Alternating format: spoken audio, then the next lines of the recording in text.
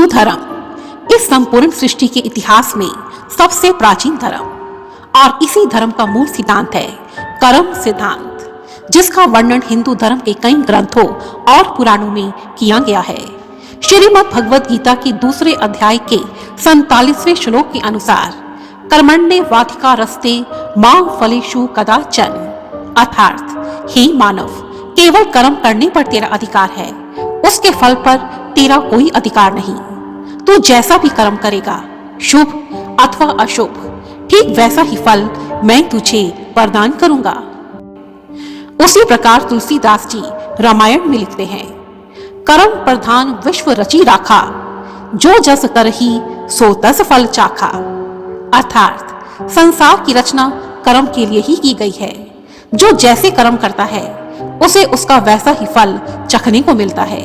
जिन कर्मों का फल जीव इस जन्म में नहीं भुगत पाते, उन्हें भोगने के लिए आत्मा नया शरीर धारण कर एक नया जन्म लेती है और अपने किए हुए एक एक कर्म को भोगती है, और यही कहलाता है कर्म सिद्धांत। किसी नगर में हलवाई की एक बहुत बड़ी दुकान थी। उस दुकान की मिठाइयां बेहद स्वादिष्ट होती थी और यही कारण था कि उस दुकान पर सदा लोगों की भीड़ लगी रहती थी और दुकान की अच्छी बिक्री और मोटी आमदन होती थी। उस दुकान के मालिक का नाम था मोहन। मोहन के परिवार में थे उसकी बूढ़ी माँ, उसकी पत्नी और उसका एक 4 साल का बेटा। मोहन के पिता की मृत्यु 5 वर्ष पहले हो चुकी थी। उसकी दुकान पर 2 नौकर थे, जिसमें से एक नौकर रामू उसके पिता के समय का था और अब वह बूढ़ा हो चुका था।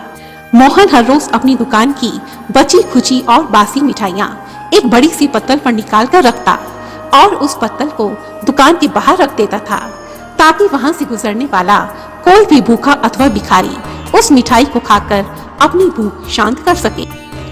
उस मिठाई के ढेर को देखकर एक कुत्ता वहां हर रोज उस मिठाई को खाने के लिए आता, परंतु तभी दुकान का बूढ़ा नौकर रामू एक छड़ी लेकर वहां आता। उस छड़ी से वह कुत्ते को डराता और कुत्ता डरकर वहां से भाग जाता था।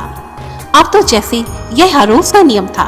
हर रोज दुकान का मालिक मोहन बची कुची मिठाइयाँ एक पत्तल पर डालकर दुकान के बाहर रखता और हर रोज वही कुत्ता उन मिठाइयों को सूंघते सूंघते वहां पहुंच जाता और हर रोज दुकान का नौकर रामू छड़ी लेकर कुत्ते को डराता और डर के मारे कुत्ता वहां से भाग जाता था।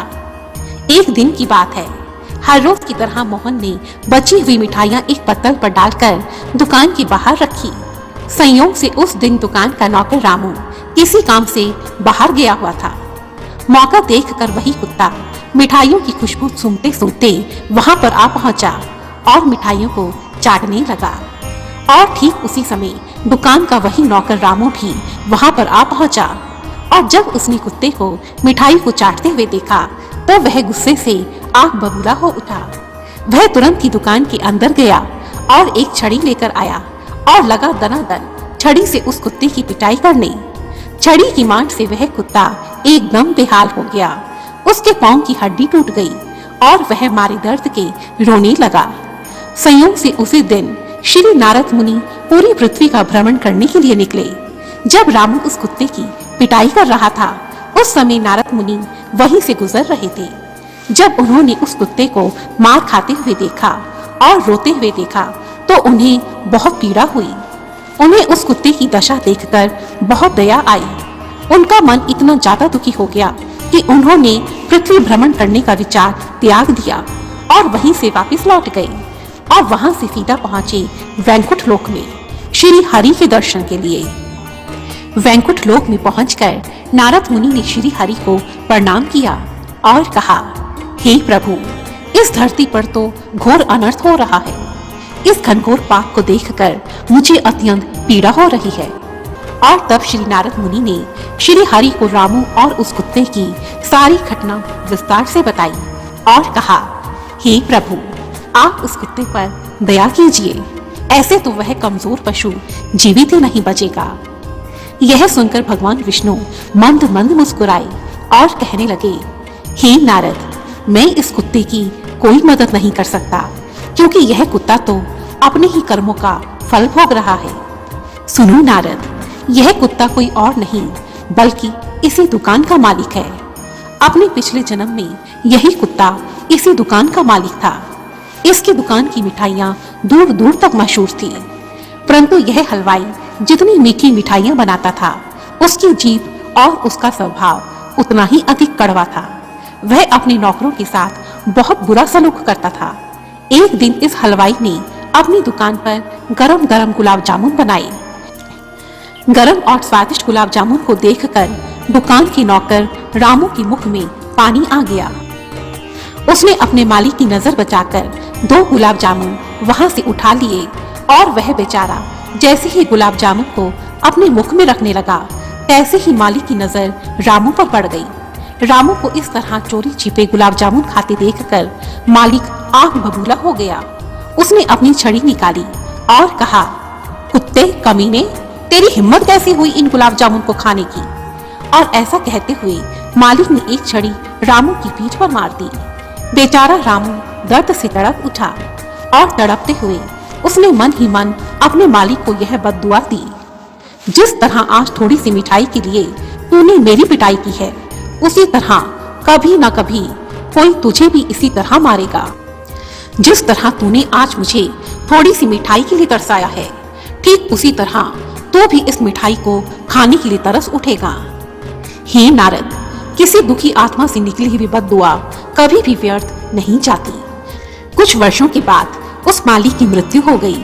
उसके पाप कर्म इतने ज्यादा थे कि इस जन्म में उसे कुत्ते की योनि प्राप्त हुई और अपने उन्हीं पाप कर्मों को भोगने के लिए उसकी आत्मा उसी जगह पर पहुंची।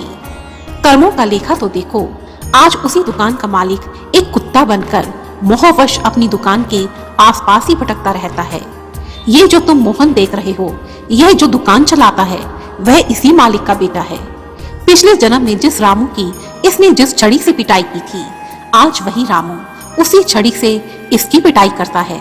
पिछले जन्म में इसने रामू को कुत्ता कहकर पुकारा था और आज इस जन्म में यही कुत्ता बनकर कितने दुख उठा रहा है। पिछले जन्म में इसने रामू को अपनी दुकान की थोड़ी सी मिठाई के लिए तरसाया था और आज इस जन्म में आज वह अपनी ही दुकान की थोड़ी सी बासी मिठाई को भी खाने के लिए तरस रहा है। हे नारद, ये तो इस कुत्ते के किए हुए पाप कर्म हैं जो आज इसके सामने आ गए हैं। इसमें मैं इसकी कोई मदद नहीं कर सकता, क्योंकि यह तो विधि का विधान है। प्रत्येक जीव को उसके किए हुए कर्मों का फल भोगना ही पड़ता है। ऐसा कहकर भगवान विष्णु खामोश हो गए और भगवान विष्णु के ऐसे वचन सुनकर श्री नारद मुनि ने उन्हें प्रणाम किया और वहां से चले गए। अंत में यह छोटी सी कहानी हमें बहुत बड़ी सीख देती है कि कभी किसी को कमजोर समझकर, किसी को छोटा समझकर इतना ज्यादा मत तड़पाओ कि अगले जन्म में वही आत्मा हमारे पास अपने जुल्मों का हिसाब पूरा करने के लिए आए। धन्यवाद। तथा मेरी ऐसी ही दूसरी कहानियों को देखने के लिए रेड कलर के बटन को प्रेस कर मेरे इस चैनल को सब्सक्राइब कीजिए तथा साथ ही बेल आइकन को भी जरूर दबाइए। धन्यवाद। जय माता दी।